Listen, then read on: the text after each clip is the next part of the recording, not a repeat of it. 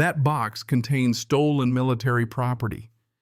That's what Victoria Sterling, our HOA president, screamed into the phone as she called 911 on my wife Sophia, right there on our front lawn in front of God and half the neighborhood.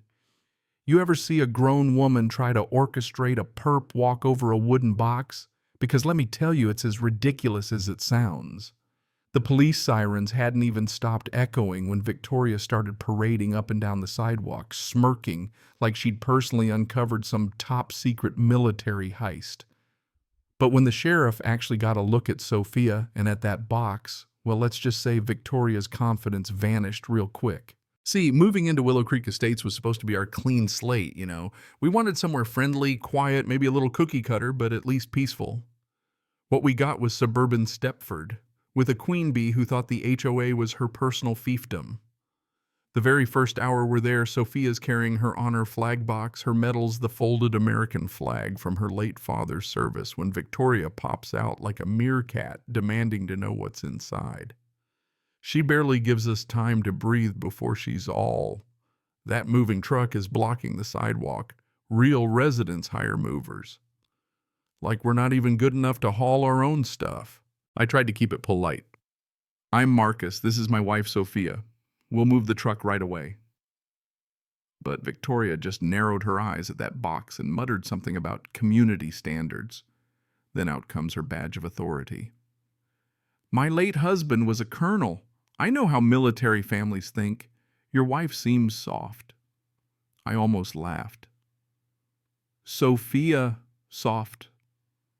That woman survived things in the military that would have made Victoria pass out cold. But Sophia just stood there silent, cool as ice, never letting Victoria get the satisfaction. That was the beginning. Within 12 hours, we got our first violation, $75 for excessive packing materials. I swear the ink wasn't even dry on our mortgage. After that, Victoria came at us with every pettiness in her arsenal grass. Half an inch too tall trash cans out at $6.50 instead of 7 flower pots, not harmonizing with the community aesthetic garden hose improperly coiled. You'd think we'd moved into a gated compound run by hall monitors. Every ticket had a snide little note about maintaining property values. Sophia just shrugged. "Let me handle it." And I tried, I really did, to stay out of it. She'd seen worse, I told myself. But there was something about that flag box Victoria couldn't leave alone. She'd crane her neck at the window, circle our driveway, always looking for an angle. Then she started running her mouth to the neighbors, especially about Sophia. "That woman's hiding something, I can tell. Real military families know their place." It was like middle school, but with more passive aggression and legalese. The real blow-up came over our flag. Sophia hung it out front with the same reverence she always did, folded perfectly, no corners dragging. Victoria said it didn't meet HOA guidelines and hit us with another violation. That's when I almost snapped.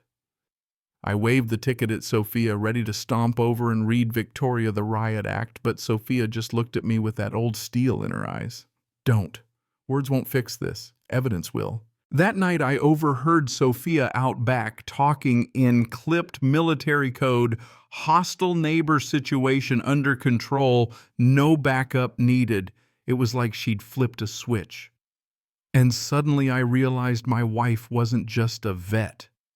She'd done things, maybe things she still couldn't talk about, but I'd never doubted she could handle herself. Until I saw her step into a new gear. Victoria kept escalating. Newspaper on the driveway violation, hose not coiled violation. She was coming apart at the seams, but Sophia was unflappable. Then, on a random Tuesday, Victoria caught Sophia moving that honor flag box again and pounced. This time she called 911.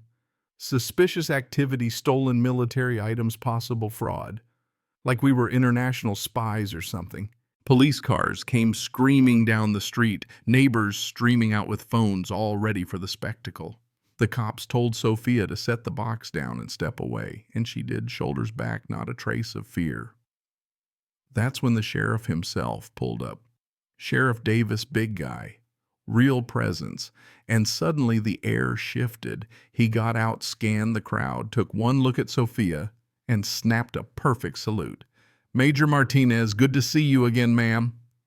I'll never forget the way the crowd gasped, neighbors dropping their jaws, teenagers stopping their videos mid-record. Victoria's face went ghost white. Suddenly, the whole neighborhood flipped.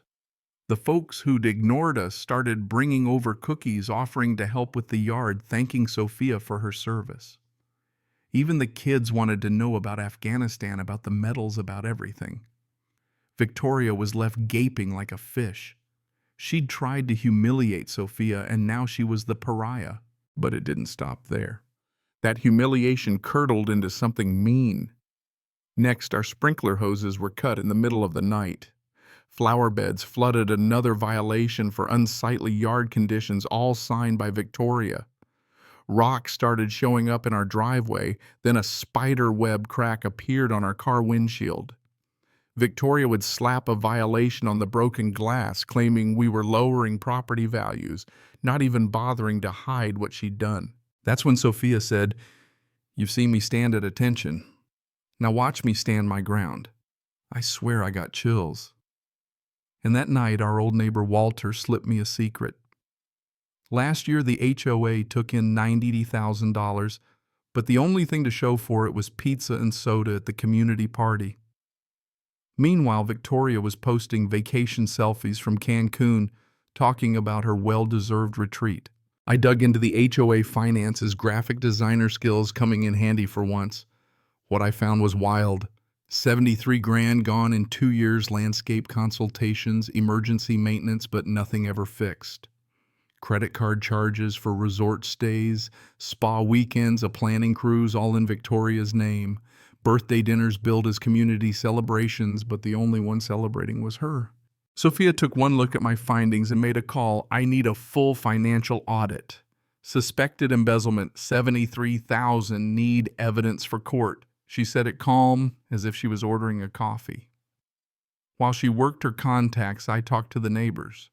Folks finally admitted they'd noticed things: Victoria's new SUV, the remodels, the sudden tight budgets for everything but her comfort. The night before the emergency HOA meeting, Victoria lost it. Pounded on our door in her pajamas, screaming, "I know what you're doing. Don't you dare come for me. I built this community." Sophia opened the door, not a hair out of place, and just told her, "Go home, Mrs. Sterling. Tomorrow's going to be a long day." The meeting was packed. Victoria had her folder, her performance all ready. She tried to spin us as the villains, military intimidation, violating every rule, conspiring with the sheriff. Some people nodded along, but then Sophia stood up. She laid out every receipt, every bank statement, every charge. $4,500 and $500 for planning in Cancun, $8,000 for birthday dinners, the whole scheme. The room turned. Neighbors who'd sat silent for years started shouting questions, demanding answers. Victoria broke down, crying, yelling, blaming her sacrifices in her husband's service. But it was over. Someone called the cops. Sheriff Davis came back, not for us this time, but for Victoria, to open a criminal investigation for embezzlement. Turns out she'd bullied the whole street, threatened people, silenced complaints. One by one, folks stood up. Walter, Mrs. Patterson, the young family with kids telling their stories, finally free from her intimidation. The vote to remove Victoria was unanimous. The restitution, every dollar with interest. Her fancy car, her jewelry, her house gone to pay back what she'd stolen. But her real punishment was the silence, ostracized by everyone she'd tormented. No one left to listen. Sophia turned down the job. As new HOA president said, "Real leadership isn't about titles. It's about taking care of each other." We tore up half the rules, replaced them with common sense. Overnight, Willow Creek Estate started to feel like a community, not a prison. The day Victoria moved out, we raised the American flag with our neighbors. Walter brought the ladder. The teenagers held the flag steady, and for the first time I felt at home. Funny thing about bullies, when one person stands up, the rest of us find our voices too. Sophia didn't just save our house, she helped the whole neighborhood take its spirit back. So what do you think, was justice served? Or did Victoria get off too easy? Tell me down below. And if you ever think the quiet one can't shake things up, think again. Sometimes the ones who've survived the worst are the ones you should never underestimate.